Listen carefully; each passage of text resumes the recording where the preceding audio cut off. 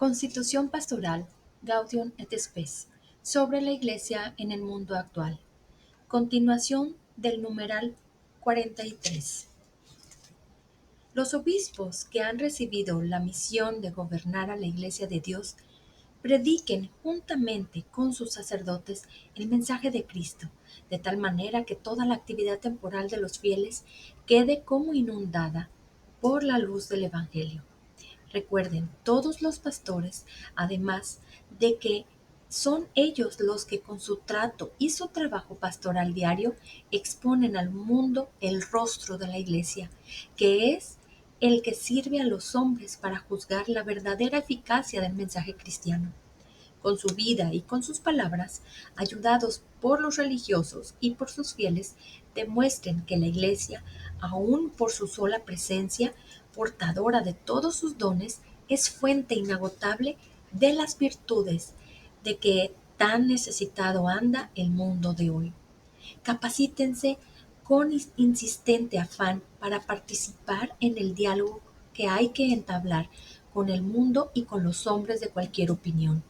Tengan, sobre todo, muy en el corazón las palabras del concilio. Como el mundo entero tiende cada día más a la unidad civil, económica y social, conviene tanto más que los sacerdotes, uniendo sus esfuerzos y cuidados bajo la guía de los obispos y del sumo pontífice, eviten toda causa de dispersión para que todo el género humano venga a la unidad de la familia de Dios.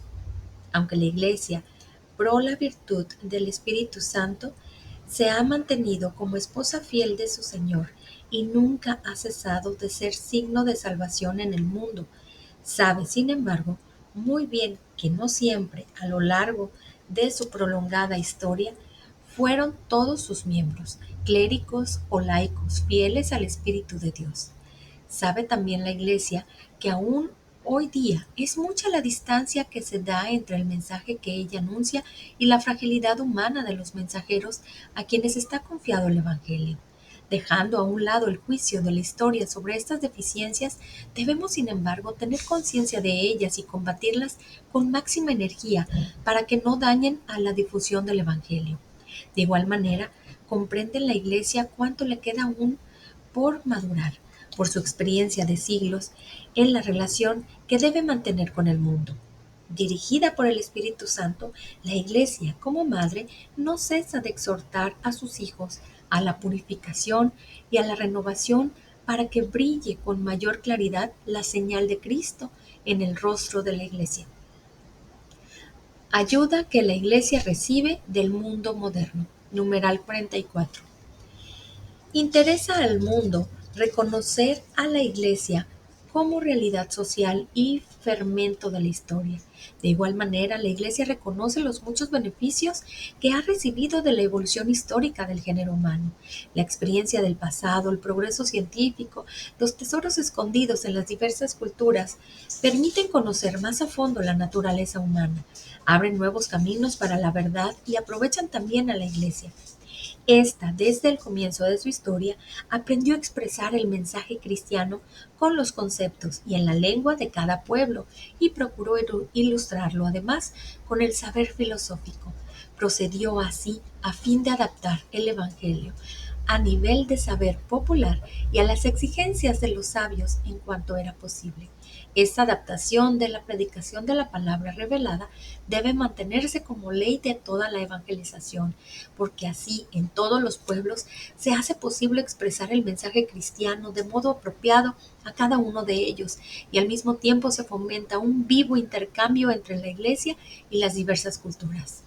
Para aumentar este trato, sobre todo en tiempos como los nuestros, en que las cosas cambian tan rápidamente y tanto varían los modos de pensar, la Iglesia necesita de modo muy particular la ayuda de quienes por vivir en el mundo, sean o no sean creyentes, conocen a fondo las diversas instituciones y disciplinas y comprenden con claridad la razón íntima de todas ellas.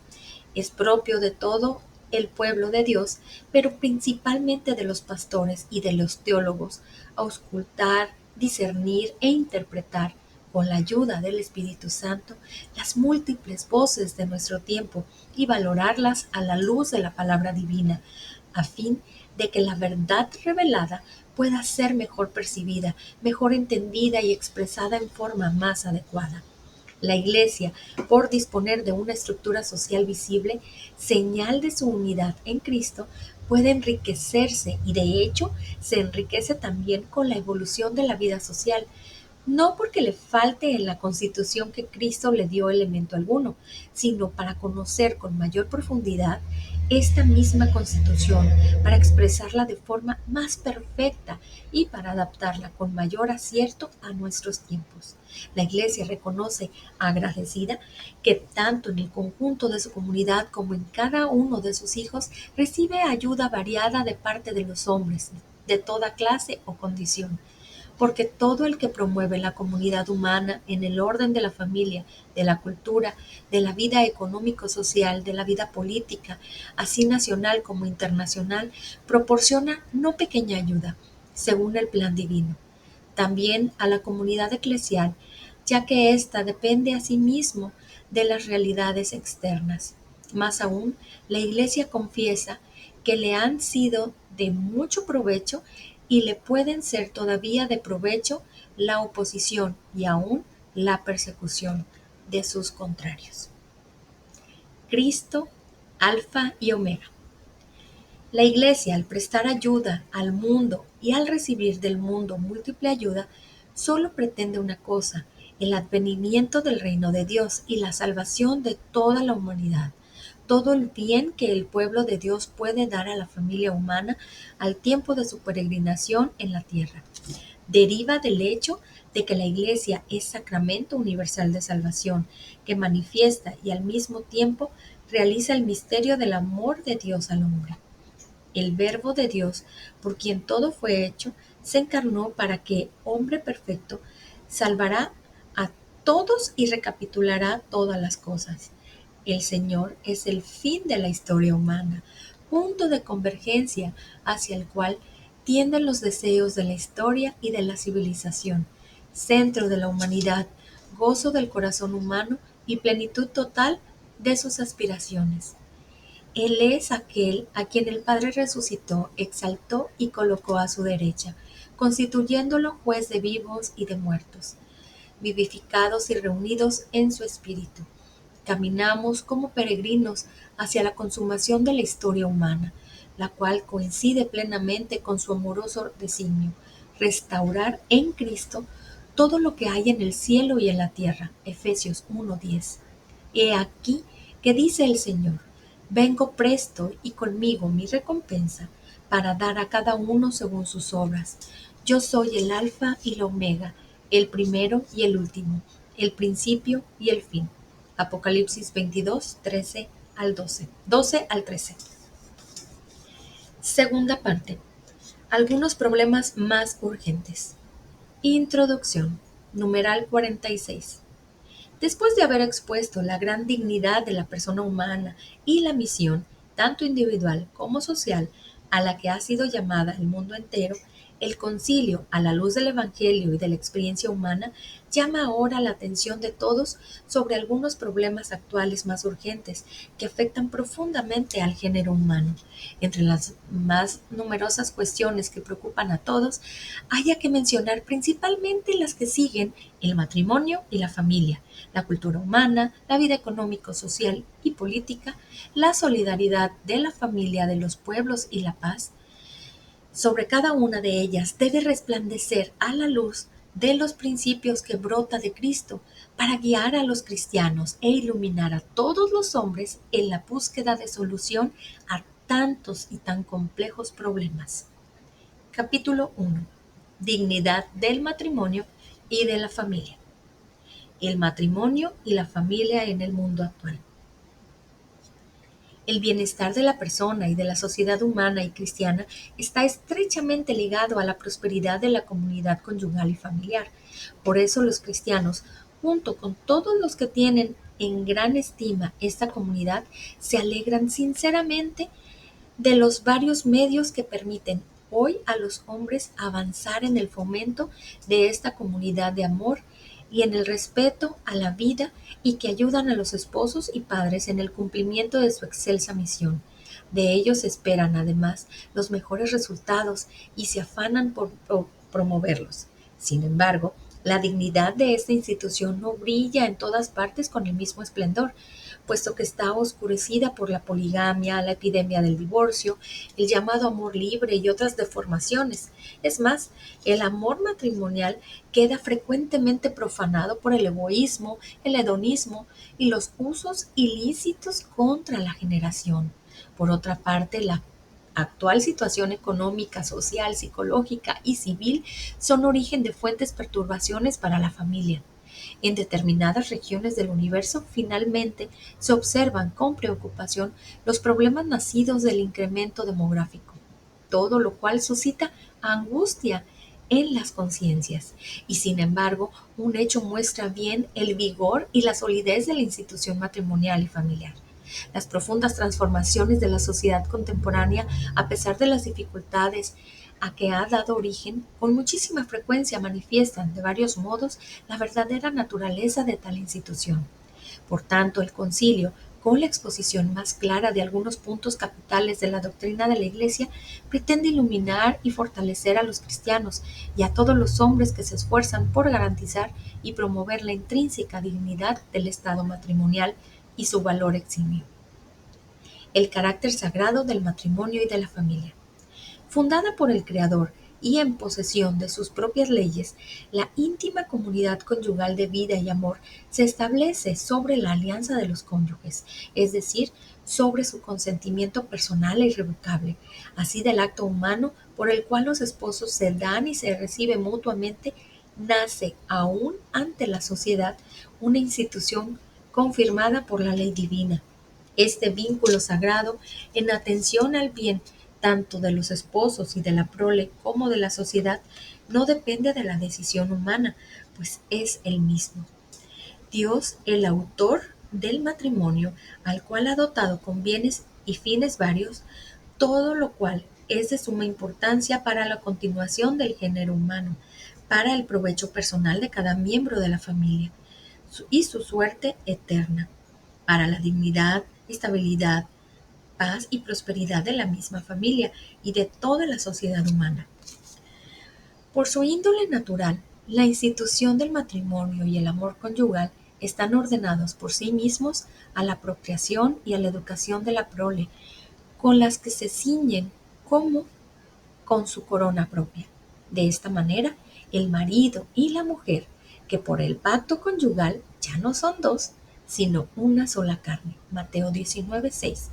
Con la unión íntima de sus personas y actividades, se ayudan y se sostienen mutuamente, adquieren conciencia de su unidad y la logran cada vez más plenamente. Esta íntima unión, como mutua entrega de dos personas, lo mismo que el bien de los hijos, exigen plena fidelidad conyugal y urgen su indisoluble unidad. Cristo nuestro Señor bendijo abundantemente este amor multiforme, nacido de la fuente divina de la caridad y que está formado a semejanza de su unión con la Iglesia.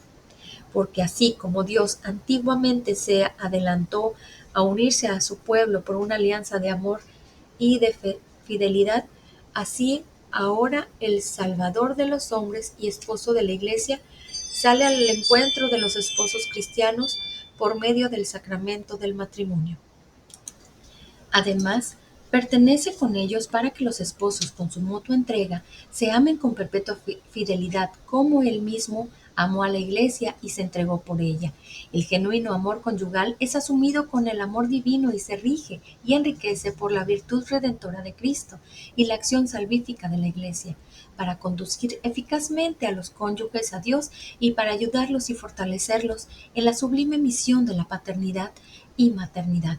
Por ello, los esposos cristianos, para cumplir dignamente sus deberes de Estado, están fortificados y como consagrados por un sacramento especial, con cuya virtud, al cumplir su misión conyugal y familiar, imbuidos del Espíritu de Cristo, que satura toda su vida de fe, esperanza y caridad, llegan cada vez más a su propia perfección y a su mutua santificación, y por tanto, conjuntamente a la glorificación de Dios. Gracias precisamente a los padres que precederán con el ejemplo y la oración en familia, los hijos y aún los demás que viven en el círculo familiar encontrarán más fácilmente el camino del sentido humano, de la salvación y de la santidad. En cuanto a los esposos, ennoblecidos por la dignidad y la función del padre y de madre, realizarán concienzudamente el deber de la educación, principalmente religiosa, que a ellos sobre todo compete. Los hijos, como miembros vivos de la Iglesia, contribuyen a su manera a la santificación de los padres, pues con el agradecimiento, la piedad filial y la confianza corresponderán a los beneficios recibidos de sus padres, y como hijos los asistirán en las dificultades de la existencia y en la soledad. Aceptada con fortaleza de ánimo, será honrada por todos. La familia hará partícipes a otras familias generosamente de sus riquezas espirituales. Así es como la familia cristiana, cuyo origen está en el matrimonio, que es imagen y participación de la alianza de amor entre Cristo y la Iglesia, manifestará a todos la presencia viva del Salvador en el mundo y la auténtica naturaleza de la Iglesia, ya por el amor, la generosa fecundidad y la unidad y fidelidad de los esposos, ya por la cooperación amorosa de todos sus miembros. Del amor conyugal. Muchas veces a los novios y a los casados les invita la palabra divina a que alimenten y fomenten el noviazgo con un casto afecto y el matrimonio con un amor único. Muchos contemporáneos nuestros exaltan también el amor auténtico entre marido y mujer, manifestado de varias maneras según las costumbres honestas de los pueblos y las épocas. Este amor, por ser eminentemente humano, ya que va de persona a persona con el afecto de la voluntad, abarca el bien de toda la persona y por tanto es capaz de enriquecer con una dignidad especial las expresiones del cuerpo y del espíritu, de ennoblecerlas como elementos y señales específicas de la amistad conyugal. El Señor se ha dignado sanar este amor, perfeccionarlo y elevarlo con el don especial de la gracia y la caridad. Un tal amor asociado a la vez lo humano y lo divino lleva a los esposos a un don libre y mutuo de sí mismos, comprobado por sentimientos y actos de ternura, e impregna toda su vida, más aún por su misma generosa actividad, crece y se perfecciona. Supera, por tanto, con mucho la inclinación puramente erótica, que por ser cultivo del egoísmo se desvanece rápida y lamentablemente. Este amor se expresa y perfecciona singularmente con la acción propia del matrimonio. Por ello, los actos con los que los esposos se unen íntima y castamente entre sí son honestos y dignos, y ejecutados de manera verdaderamente humana, significan y favorecen el don recíproco con el que se enriquecen mutuamente en un clima de gozosa gratitud. Este amor, ratificado por la mutua fidelidad y sobre todo por el sacramento de Cristo, es indisolublemente fiel en cuerpo y mente, en la prosperidad y en la adversidad, y por tanto queda exclusivamente de él todo adulterio y divorcio. El reconocimiento obligatorio de la igual dignidad personal del hombre y de la mujer en el mutuo y pleno amor evidencia también claramente la unidad del matrimonio confirmada por el Señor. Para hacer frente con constancia a las obligaciones de esta vocación cristiana se requiere una insigne virtud. Por eso los esposos, vigorizados por la gracia para la vida de santidad, cultivarán la firmeza en el amor, la magnanimidad de corazón y el espíritu de sacrificio, pidiéndolos asiduamente en la oración. Se apreciará más hondamente el genuino amor conyugal y se formará una opinión pública sana acerca de él si los esposos cristianos sobresalen con el testimonio de su fidelidad y armonía en el mutuo amor y en el cuidado por la educación de sus hijos, y si participan en la necesaria renovación cultural, psicológica y social en favor del matrimonio y de la familia.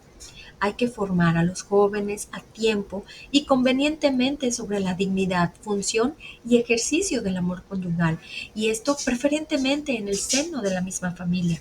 Así, educados en el culto de la castidad, podrán pasar a la edad conveniente de un honesto noviazgo al matrimonio.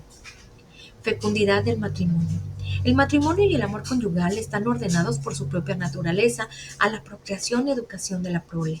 Los hijos son sin duda el don más excelente del matrimonio y contribuyen sobremanera al bien de los propios padres. El mismo Dios que dijo no es bueno que el hombre esté solo, Génesis 2:18, y que desde el principio hizo al hombre varón y mujer, Mateo 19:4, que queriendo comunicarle una participación especial en su propia obra creadora, bendijo al varón y a la mujer diciendo, creced y multiplicaos. Génesis 1:28.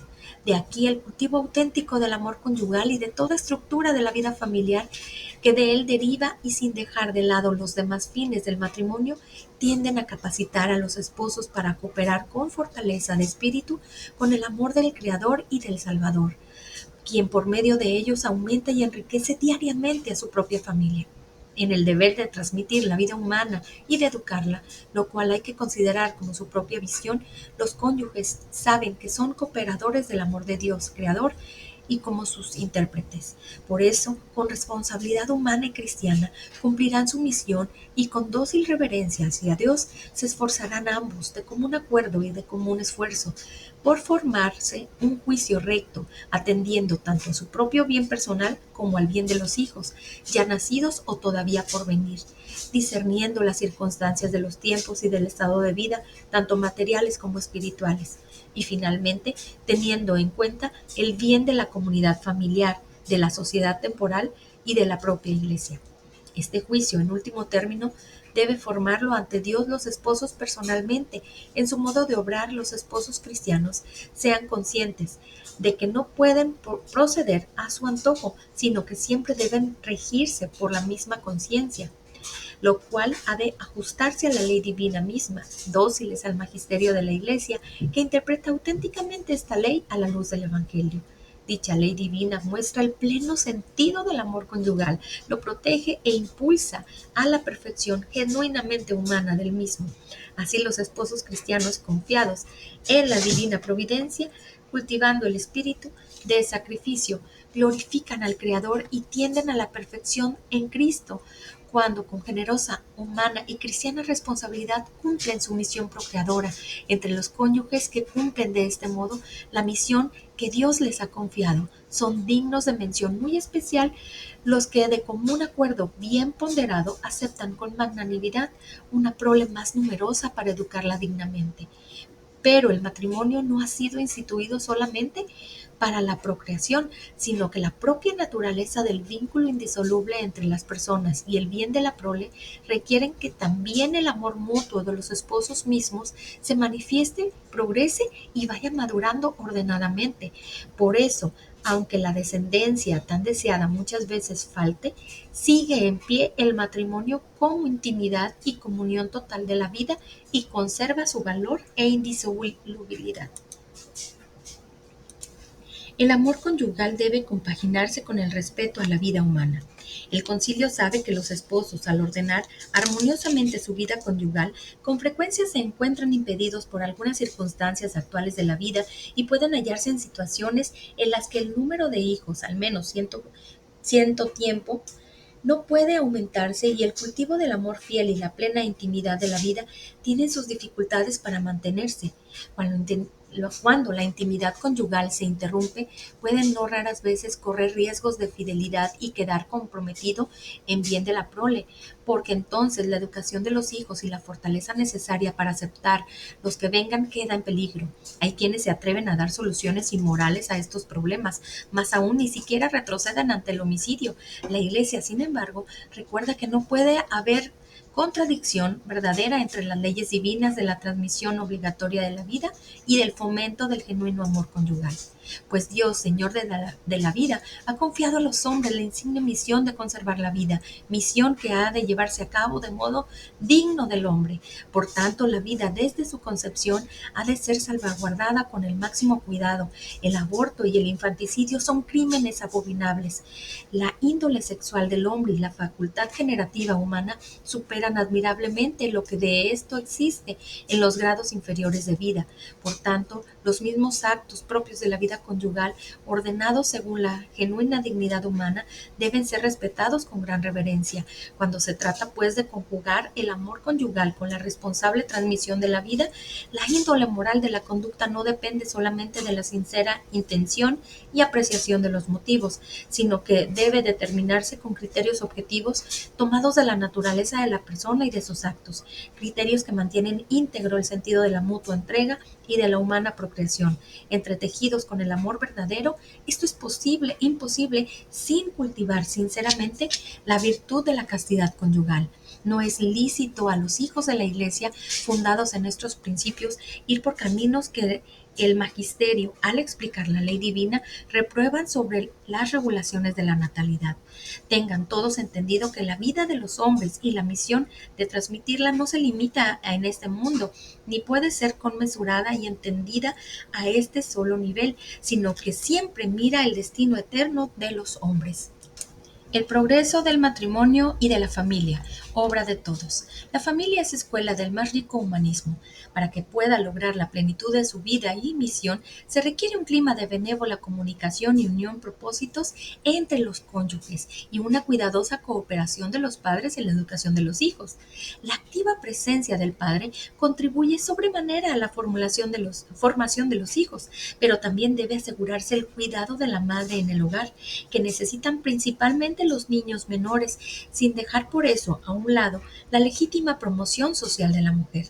La educación de los hijos ha de ser tal que al llegar a la edad adulta puedan, con pleno sentido de la responsabilidad, seguir la vocación, aún la sagrada, y escoger un estado de vida, y si este es el matrimonio, puedan fundar una familia propia en condiciones morales, sociales y económicas adecuadas. Es propio de los padres o de los tutores guiar a los jóvenes con prudentes consejos que ellos deben oír con gusto al tratar de fundar una familia, evitando, sin embargo, toda coacción directa o indirecta que les lleve a casarse o a elegir determinada persona. Así la familia en la que se distingan generaciones coinciden y se ayudan mutuamente a lograr una mayor sabiduría y armonizar los derechos de las personas con las demás exigencias de la vida social. Constituye el fundamento de la sociedad. Por ello, todos los que influyen en las comunidades y grupos sociales deben contribuir eficazmente al progreso del matrimonio y de la familia. El poder civil ha de considerar obligación suya sagrada reconocer la verdadera naturaleza del matrimonio y de la familia, protegerla y ayudarla, asegurar la moralidad pública y favorecer la prosperidad doméstica. Hay que salvaguardar el derecho de los padres a procrear y a educar en el seno de la familia a sus hijos. Se debe proteger con legislación adecuada y diversas instituciones y ayudar de forma suficiente a aquellos que desgraciadamente carecen del bien de una familia propia. Los cristianos, rescatando el tiempo presente y distinguiendo lo eterno de lo pasajero, promuevan con diligencia los bienes del matrimonio y de la familia, así como el testimonio de la propia vida, como la acción concorde con los hombres de buena voluntad, y de esta forma, suprimidas las dificultades, satisfarán las necesidades de la familia y las ventajas adecuadas a los nuevos tiempos. Para obtener este fin, ayudarán mucho el sentido cristiano de los fieles, la recta conciencia moral de los hombres y la sabiduría y competencia de las personas versadas en las ciencias sagradas. Los científicos, principalmente los biólogos, los médicos, los sociólogos y los psicólogos, pueden contribuir mucho al bien del matrimonio y de la familia y la paz de las conciencias si se esfuerzan por aclarar más a fondo, con estudios convergentes, las diversas circunstancias favorables a la honesta ordenación de la procreación humana. Pertenece a los sacerdotes debidamente preparados en el tema de la familia fomentar la vocación de los esposos en la vida conyugal y familiar con distintos medios pastorales, con la predicación de la palabra de Dios, con el culto litúrgico y otras ayudas espirituales, fortalecerlos humana y pacientemente en las dificultades y confortarlos en la caridad para que fomenten familias realmente espléndidas. Las diversas obras, especialmente las asociaciones familiares, pondrán todo el empeño posible en instruir a los jóvenes y a los cónyuges mismos, principalmente a los recién casados, en la doctrina y en la acción y formarlos para la vida familiar, social y apostólica. Los propios cónyuges, finalmente hechos a imagen de Dios vivo y constituidos en el verdadero orden de personas, vivan unidos con el mismo cariño, modo de pensar idéntico y mutua santidad, para que, habiendo seguido a Cristo, principio de vida, en los gozos y sacrificios de su vocación por medio de su fiel amor, sean testigos de aquel ministerio de amor que el Señor, con su muerte y resurrección, reveló al mundo. De la mano de María, al encuentro con Jesús.